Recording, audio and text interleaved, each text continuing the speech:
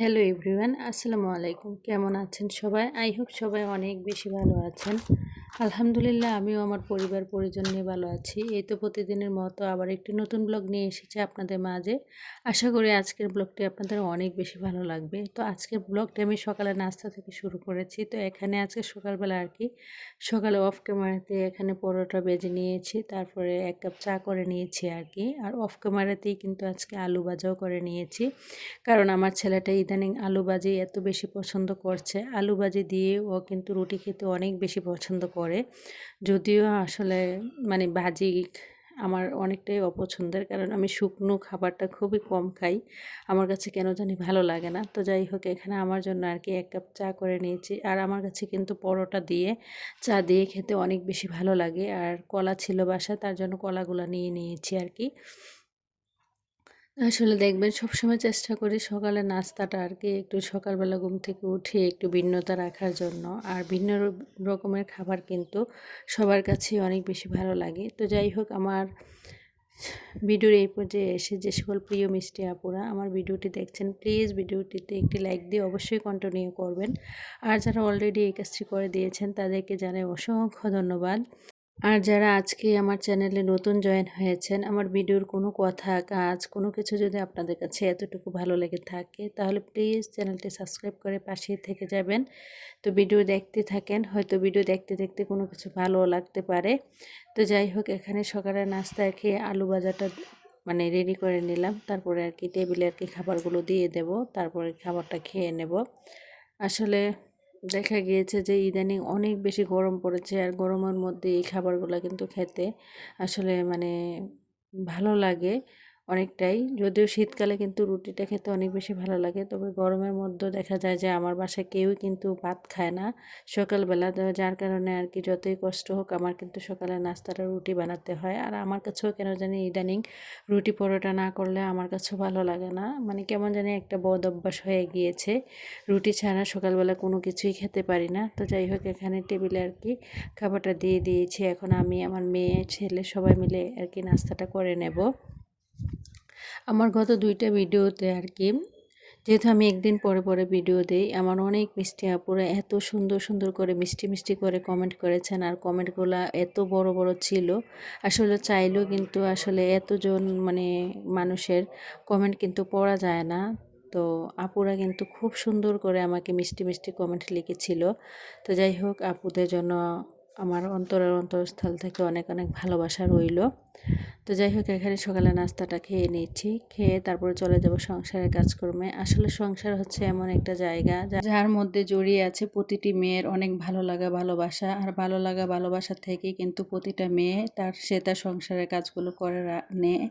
আর প্রতিটা মেয়েরই কিন্তু এক স্বপ্ন সাজানো গোছানো একটা পরিপাটি সংসার। তো তার জন্য আমিও চেষ্টা করছি, আমিও কিভাবে পরিপূর্ণ একটা সংসার গোছাতে পারি। তো যাই হোক, আজকের ভিডিও টাইটেল আর থাম্বনেল দেখে হয়তো বুঝতে পেরেছেন, মধ্যবিত্ত পরিবারে সংসার খরচ কমিয়ে কিভাবে টাকা সঞ্চয় করা যায় সেগুলোরই কিন্তু 8টা টিপস আজকে আপনাদের মাঝে শেয়ার করব। আশা করি ভিডিওটি আপনাদের অনেক বেশি ভালো লাগবে। তো এর মাঝখান দিয়ে কিছু মনের দুঃখের কথা আপনাদের মাঝে শেয়ার করি। আগের ভিডিওটা কিন্তু আমি গ্রামের আমার নিজের স্বপ্নের বাড়ি নিয়ে একটা ভিডিও বানিয়েছিলাম। তো ওই ভিডিওটা অনেক আপুরা কমেন্ট করেছে।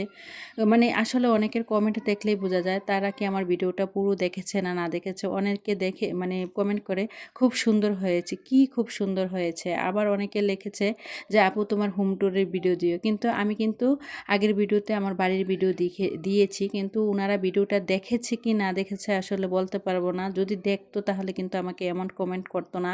আবার অনেক আপুরা বলে রান্না অনেক দারুণ হয়েছে, আবার অনেক আপুরা বলে যে রেসিপিটা দারুণ হয়েছে। আসলে আমার কি কুকিং চ্যানেল যে আমি আপনাদের সাথে কখনো কি রান্না একদম A to Z রান্না সব কিছু কখনো শেয়ার করি? যদিও রান্না শেয়ার করি, কিন্তু কখনো আমি কোনো রেসিপির ভিডিও দেই না। তো আপুরা আসলে আমার ভিডিওগুলো জানি দেখে না, এই কথাগুলো কিন্তু ওদের কমেন্টগুলো পড়লেই কিন্তু বুঝতে পারি। কিন্তু আমার কোন জায়গায় কষ্ট লাগে জানেন? আমি কিন্তু প্রতিনিয়ত সবার ভিডিও দেখার চেষ্টা করি, 3 থেকে 4 মিনিট ভিডিও দেখি, দেখার পর তারপরে ভিডিওতে কমেন্ট করি। আপনাদের ভাইয়া যখন দেশে এসেছিল, তো উনি দেখে, আমি কিন্তু সবার ভিডিও দেখি, অনেকক্ষণ সময় নিয়ে দেখি।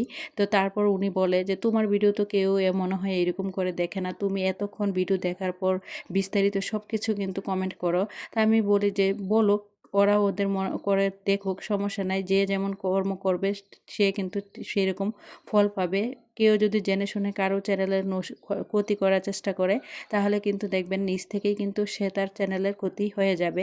তো চলে আসি ভিডিওর মূল টপিকে। ১ নাম্বার যে টিপসটা, আমরা যারা মধ্যবিত্ত আছি তারা সবসময় মাথায় খেয়াল রাখবেন, সবসময় চেষ্টা করবেন আয় বুঝে ব্যয় করার জন্য। আপনার ইনকাম কম হোক আর বা বেশি হোক, আপনি আপনার ইনকাম অনুযায়ী আর কি সবসময় চেষ্টা করবেন আপনার সংসারটাকে পরিচালনা করার জন্য। আপনার ইনকাম যদি ২০,০০০ টাকা হয় আর আপনি যদি প্রতি মাসে খরচ করে ৩০,০০০ টাকা খরচ করেন, আপনার উপরতে যে ১০,০০০ টাকা, ওই টাকাটা আপনি আসলে কোথায় পাবেন? তার জন্য সবসময় চেষ্টা করবেন আপনার ইনকাম যতটুকু তা দিয়ে হিসেব করে একটু কষ্ট করে হলেও সংসারটা চালানোর জন্য। এতে করে দেখা গিয়েছে যে উপরতি ১০,০০০ টাকা কিন্তু আপনাকে মাসের মানে শেষে অন্যজনের কাছ থেকে কিন্তু ধার নিতে হয়। আর ধার নিলে কিন্তু দেখা যায় যে পরের মাসে কিন্তু আপনি ওই ধারের টাকাটা কোথায় থেকে দেবেন সেটা কিন্তু আসলে আর পারবেন না। এভাবে করে কিন্তু আপনার ঋণ দিন দিন বাড়তেই থাকবে। তার জন্য সবসময় চেষ্টা করবেন আপনার ইনকাম কম হোক বেশ হোক, আপনার ইনকাম যতটুকু ওই ইনকাম অনুযায়ী সবসময় আপনার সংসারটাকে পরিচালনা করার জন্য দরকার হলে কম খাবেন, কম পড়বেন, হিসেব করে চলবেন, একটু বুদ্ধি খাটিয়ে চলবেন। তারপরেও কিন্তু সবসময় চেষ্টা করবেন আপনার বেতনের, আপনার ইনকামের যতটুকু টাকা আপনি পান সেই টাকাটা দিয়ে আপনার সুন্দরভাবে আপনার সংসারটাকে ম্যানেজ করার জন্য। তারপর ২ নাম্বার যে টিপসটা, সেটা হচ্ছে মাসের শুরুতে একটা নির্দিষ্ট বাজেট প্ল্যানিং করবেন। বা প্ল্যানিং করা। বর্তমান সময়ে এসে মধ্যবিত্তদের নাজেহাল অবস্থা। বর্তমানে কিন্তু সব কিছুর দাম অনেক বেশি। তেল থেকে শুরু করে দেশের মধ্যে কিন্তু সব কিছুর দাম অনেক বেশি। গ্যাস, তারপর বিদ্যুৎ খরচ, তারপর দেখা গিয়েছে যে তেল।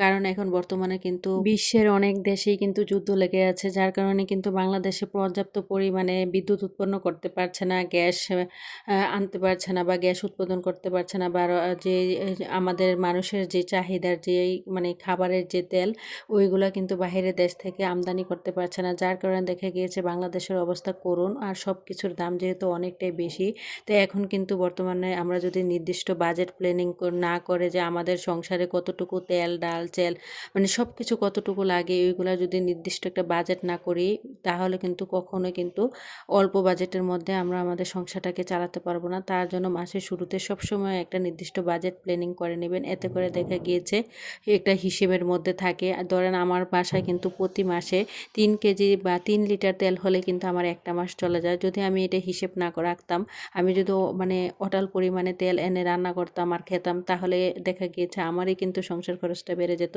তার জন্য আপনারাও নির্দিষ্ট একটা বাজেট করবেন। আপনার পরিবারে প্রতি মাসে কতটুকু তেল, ডাল, চিনি লাগে, সব কিছুর একটা নির্দিষ্ট বাজেট অনুযায়ী সবসময় খরচ করার চেষ্টা করবেন। এতে করে দেখা গিয়েছে যে আপনার সংসারে আর উপরতি কোনো খরচ হবে না। আর এতে করে আপনার মানে আজে বাজে পথে কিন্তু টাকা খরচ হবে না। এতে করে দেখা গিয়েছে সংসার চালানোর পরও কিন্তু মাস শেষে আপনার অনেকটা টাকা থেকে যাবে। আর চাইলে কিন্তু আপনারা সেই টাকাগুলোকে সঞ্চয় করতে পারবেন। তবে ৩ নাম্বার যে টিপসটা, সেটা হচ্ছে আমরা যারা আসলে মধ্যবিত্ত আছি, অনেকে আছি ভাড়া বাসায় থাকি। তো ধরেন আমার ইনকাম যদি ২০,০০০ টাকা হয় আর আমি যদি ১০,০০০ টাকা দিয়ে বাসা ভাড়া নিয়ে ফেলি, তাহলে কিন্তু ১০,০০০ টাকায় কিন্তু আমি আমার পুরোটা মাস বা আমার বাচ্চা-কাচ্চাদের লেখাপড়ার খরচ সব কিছু কোনো কিছুই কিন্তু ম্যানেজ করতে পারবো না। তার জন্য আমাকে খেয়াল রাখতে হবে বা আমাদেরকে হিসেব করতে হবে যে আমার ইনকাম যেহেতু কম, খুব অল্প টাকার মধ্যে বাসা ভাড়া নেয়ার চেষ্টা করবেন। একদম যদি বেশি হয়, ৫,০০০ টাকার উপরে কখনো বাসা ভাড়া নেবেন না। যারা মানে ঢাকা শহরে তো বাসা ভাড়া অনেক বেশি। তবে ঢাকার বাহিরে যেইখানে থাকেন না কেন, ওইখানে একটু বাসা ভাড়া কম পাওয়া যায়। তো সবসময় চেষ্টা করবেন যাদের ইনকাম ২০,০০০ তারা ৫,০০০ টাকার মধ্যে আর কি বাসা ভাড়া নেয়ার জন্য। আর বাকি ১৫,০০০ টাকা দিয়ে কিন্তু খুব সুন্দরভাবে আপনি আপনার সংসারটাকে ম্যানেজ করতে পারবেন যদি আপনি বাসা ভাড়াটা কম নেন। আবার অনেকে আছে শুধুমাত্র মানে সিঙ্গেল, হাসব্যান্ড আর ওয়াইফ আছেন, ছোট বাচ্চা নেই বা একটা বেবি আছে, তারা চাইলে এক রুমের বাসা নিয়েও কিন্তু দেখা যায় যে খুব সুন্দরভাবে থাকতে পারেন। এতে করে কিন্তু দেখা যায় যে আপনার সংসারের যে একটা খরচ হতো, ওই টাকাটা আর মানে বেশিতে খরচ যাইতো, ওই টাকাটা আর খরচ হবে না। এতে করে কিন্তু প্রতি মাসে আপনি চাইলে অনেকটা টাকা পয়সা কিন্তু সঞ্চয় করতে পারেন। ৪ নাম্বার যে টিপসটা, সেটা হচ্ছে আমরা অনেকে আসলে বাহিরের খাবার খেতে অনেক বেশি পছন্দ করি বা বাহিরে ঘোরাঘুরি করতে কিন্তু অনেক বেশি পছন্দ করি। আসলে এগুলা কিন্তু একটা অনেকটাই বাজে অভ্যাস। ঠিক আছে, আপনার যদি বাচ্চাদেরকে বিনোদনের দেওয়ার প্রয়োজন হয়, তাহলে মাসে একবার আপনি বাহিরে কোথাও ঘুরতে যেতে পারেন। তা না করে অনেকে আছে প্রতি সপ্তাহে সপ্তাহে সপ্তাহে কিন্তু বাচ্চাদেরকে নিয়ে বিভিন্ন জায়গায় ঘুরতে যান। আশেপাশে কিন্তু অনেক ঘোরার জায়গা থাকে। আসলে আমি মনে করি কি এই কাজগুলো একটু কমিয়ে যদি আপনারা দেখা যায় যে বাচ্চাদেরকে মাসে মাত্র একবার বাহিরে ঘুরতে নিয়ে যান বা বাহিরে খাওয়া দাওয়া করান, এতে করে দেখা গিয়েছে কিন্তু আপনার সংসার খরচের টাকাটা কিন্তু অনেকটাই কমে যাবে। আসলে অতিরিক্ত কোনো কিছুই কিন্তু আমাদের জন্য ভালো না। ধরেন আপনি যদি বাসা থেকে বাহিরে ঘুরতে যান বা দেখা গেছে বাহিরে খাবার খেতে যান, এতে করে কিন্তু দেখা যায় যে অনেক টাকা কিন্তু আমাদের চলে যায়। তো আমরা যেহেতু মধ্যবিত্ত, আমাদের অনেক দিক হিসেব করে বিবেক বিবেচনা করে কিন্তু সংসারটাকে চালাতে হবে। তো এইভাবে প্রতি সপ্তাহে সপ্তাহে বাহিরে ঘুরতে না গিয়ে, বাহিরে খেতে না গিয়ে মাসে একবার বাচ্চাদেরকে বিনোদন দিতে পারেন। তো এতে করে কিন্তু দেখা যায় যে আপনার সংসার খরচের টাকাটাই কিন্তু অনেকটা কমে যাবে। আর সেই মানে টাকাগুলো চাইলে কিন্তু আপনি সঞ্চয় করতে পারেন। তারপরে দেখা যায় যে ৫ নাম্বার যে টিপসটা সেটা হচ্ছে, এখন বর্তমান সময়ে এসে কিন্তু অনলাইন জগৎ। আর অনলাইনে কিন্তু কাপড়-চোপড় থেকে শুরু করে ঘর সাজানোর জিনিসপত্র সব কিছুই কিন্তু বিক্রি হয়। তো তার জন্য আমরা যে অনলাইন স্ক্রল করলে বা ফেসবুকে ঢুকলে বা ইউটিউবে ঢুকলেই দেখি মানে অনেক সুন্দর সুন্দর জিনিস, আর সেগুলো দেখলেই যে সেগুলো লোভে পড়ে মানে পছন্দ করে নেব বা সেগুলো যে আমার লাগবে কিনে নিতে হবে তা কিন্তু কখনো করা যাবে না। আপনার সংসারে প্রয়োজন ব্যতীত, ধরেন আমার একটা জিনিস বেশি ইম্পর্ট্যান্ট, এই জিনিসটা ছাড়া আমার চলবেই না, তখন শুধুমাত্র কেনাকাটা করবেন। শুধুমাত্র চোখের সৌন্দর্যের জন্য, মনের শান্তির জন্যই যে আমাকে কোনো কিছু কেনাকাটা করতে হবে তা কিন্তু না। যেই জিনিসটা ছাড়া আমাদের চলবে না সেই জিনিসটাই সবসময় কেনাকাটা করবেন। আর অনলাইনে কেনাকাটা করতে গেলে দেখা যায় যে আমাদেরই কিন্তু সংসার খরচটা বেড়ে যায়। তার জন্য আর কি নিজেকে এইসব বাজে অভ্যাস থেকে অবশ্যই বিরত রাখার চেষ্টা করবেন। তো ৬ নম্বরের যেই টিপসটা সেটা হচ্ছে, বাজারে যাওয়ার আগে অবশ্যই সবসময় লিস্ট করে বাজারে যাবেন। লিস্ট করে বাজারে গেলে দেখা যায় যে আপনার বাসায় কখন কোন জিনিসটা শেষ হয়ে গিয়েছে, তখন কিন্তু সেটার খুব ভালোভাবে খেয়াল থাকে। অন্যথায় দেখা যায় যে অতিরিক্ত আমরা কোনো কিছুই কিন্তু কেনাকাটা করি না লিস্ট অনুযায়ী যদি কিনতে যাই। আর লিস্ট ছাড়া গেলে দেখা যায় যে অনেক সময় অনেক কিছু খেয়াল থাকে না, আমরা কিন্তু অপ্রয়োজনীয় জিনিসও কিন্তু কিনে ফেলি। তো সবসময় চেষ্টা করবেন, এতে করে কিন্তু দেখা যায় যে আমাদের এই সংসারের মানে টাকাটা কিন্তু মানে অপচয় হয়। তো আমি মনে করি কি লিস্ট অনুযায়ী যদি আপনি বাজার করেন তাহলে সবসময় দেখা যায় যে আপনার টাকাটা আর অপচয় হবে না। আর যেই টাকাটা অপচয় না হবে সেই টাকাটা চাইলে কিন্তু আপনারা সঞ্চয় করতে পারেন। তো ৭ নাম্বার যে মানে উপায়টা সেটা বলবো, আমরা সব সময় নিজেদের কাছে অবশ্যই একটা নোটবুক রাখবো বা দেখা যায় যে ডায়েরি রাখবো। আমরা কখন কোথায় কোন টাকাটা খরচ করছি বা কত টাকা খরচ করছি সব কিছুর একটা নির্দিষ্ট হিসেব রাখবো। আর যদি এই কাজটা করি তাহলে কিন্তু দেখা যায় যে আসলে আমি কোন রাস্তায় বা কোন প্রেক্ষিতে বেশি মানে টাকাটা বেশি খরচ করছি, নাকি আমি বেশি খরচ করে ফেলছি নাকি কম খরচ করে ফেলছি, সেটা কিন্তু একটা নির্দিষ্ট হিসেব রাখলে কিন্তু নোট বইয়ের মাধ্যমে, এতে করে দেখা যায় যে আমরা বুঝতে পারি।